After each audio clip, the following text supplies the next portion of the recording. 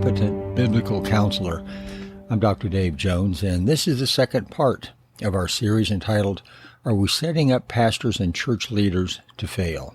And we'll be discussing aspects pertaining to the fact that ministry keeps getting tougher. And to that end, I'll be using Pastors at Greater Risk book written by H.B. London Jr., and we'll use his survey information and suggestions to highlight what we're discussing today. So here we go.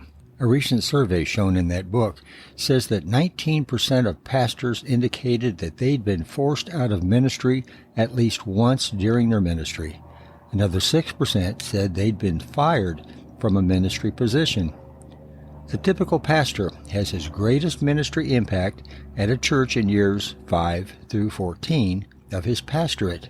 Unfortunately, the average pastor lasts only 5 years at a church. The average number of adults attending services at a Protestant church during a typical week is 90. Church attendance in the United States is 43% of all adults in a typical week. However, fewer than 1 out of 3 adults attends church services every week. Only half the adults who say they're Christians contend that they are absolutely committed to the Christian faith. And yet, 44% of Americans who declare themselves to be Christians believe that Jesus sinned during his time on earth. And 64% of adults said that truth is relative to the person and their circumstances. And lastly, 31% of adults say that their most common basis for moral decision-making is doing whatever feels right or comfortable in a given situation. So, pastoral service is harder now than ever before. So, what's going on? Unprecedented shifts in moral, social, and economic conditions are battering congregations. These changing circumstances and declining values directly affect pastors and their way of life. Now, many of these difficulties were almost unknown in earlier periods of history, and these changes seem to be taking the church in the wrong direction at breakneck speed. At the same time, pastors' concepts of ministry are in flux. Now, the clergy expect personal fulfillment and meaning where former generations seemed satisfied with sacrifice and even expected suffering. Clearly, this new breed of pastors views their world, their work, and themselves differently than their preaching parents and grandparents did.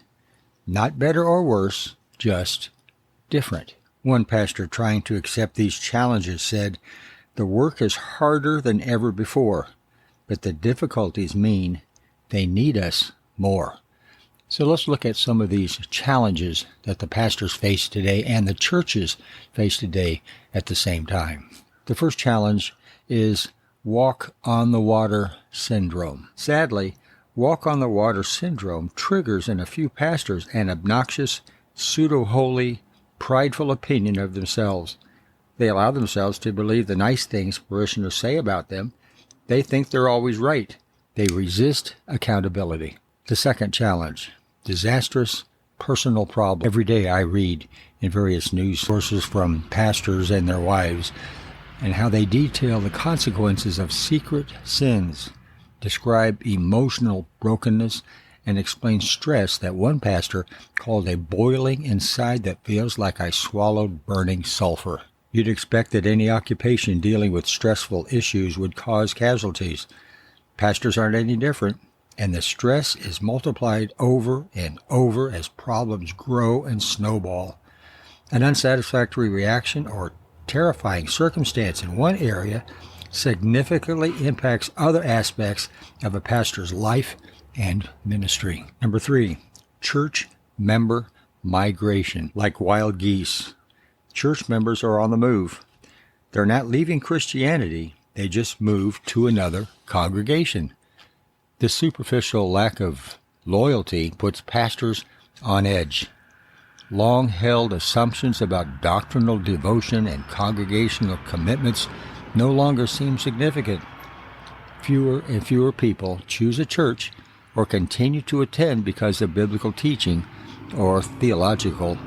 Number 4, technologically shaped preferences. Top-notch television and religious radio bring the most accomplished musicians and capable preachers into our family rooms. When church members have first-hand experience with flawless performances, is it any wonder they believe such programs should be models for their churches as well? Challenge number 5. Distracted people. When people are bombarded by commitments, church can become yet just another event on the calendar.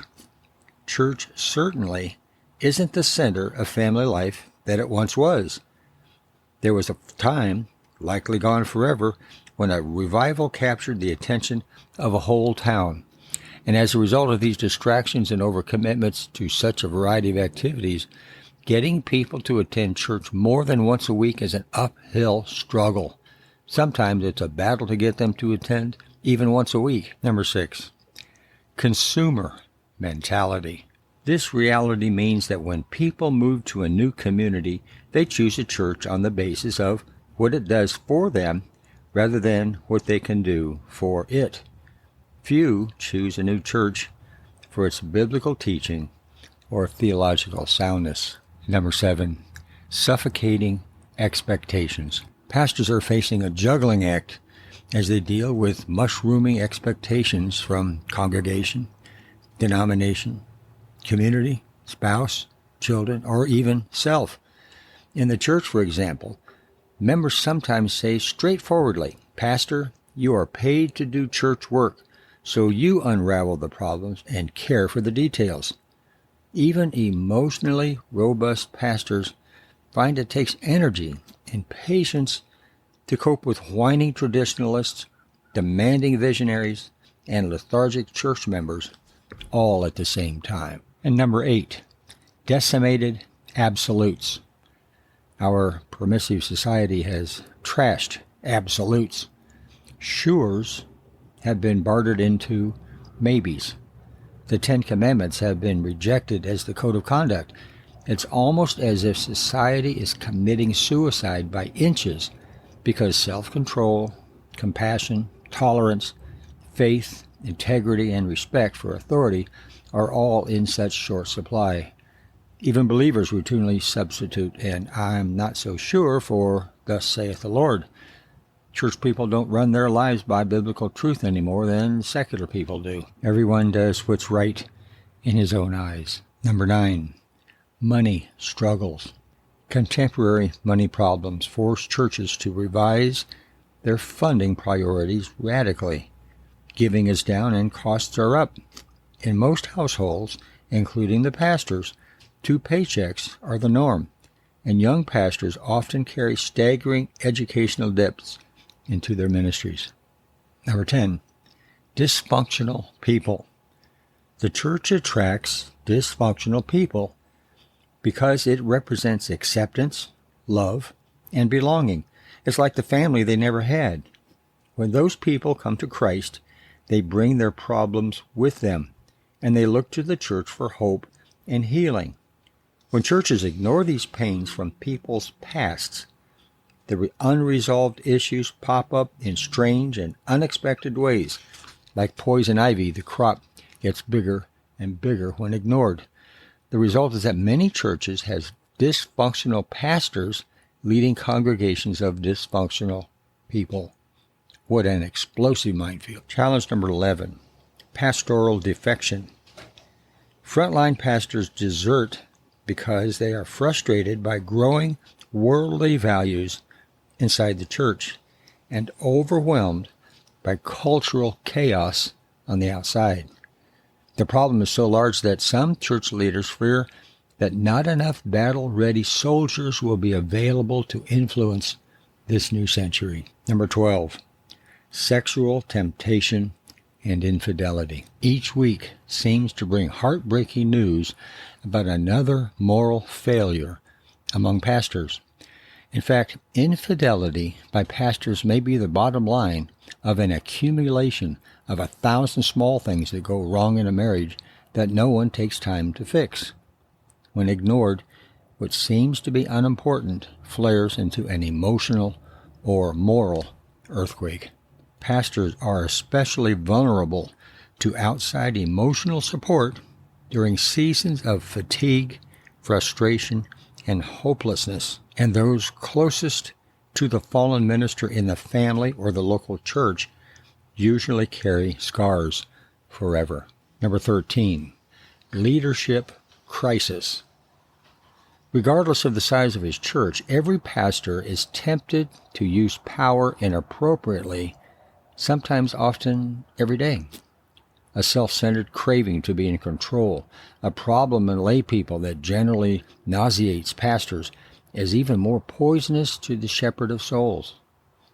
Embers of spiritual vigor never burst into a flaming passion in many congregations because a continuous civil war for control is in process. Challenge number 14 is loneliness. Like a chronic virus, loneliness troubles many pastors. When someone asked Mother Teresa what she thought the worst disease facing the world was, she responded, "It is not AIDS, leprosy, or cancer, but loneliness." Loneliness is an occupational hazard for pastors. Some pastors admit they don't know how to cultivate friendships.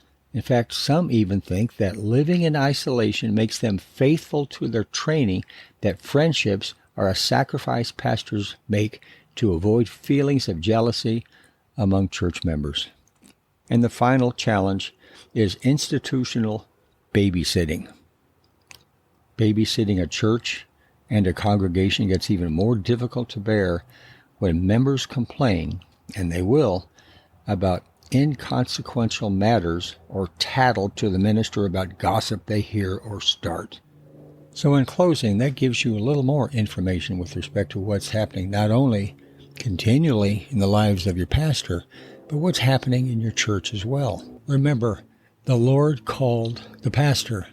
He honors the pastor with a partnership with him. They're a unique and extraordinary trophy of grace that God gave to the congregation. But that's not what makes them special. Rather, God's power at work in them is greater than any weapon in the world's arsenal, and they should never forget it. And at the same time, they need someone to come alongside them to give them support and encouragement and prayerful understanding and acceptance of the challenges that he and his family face.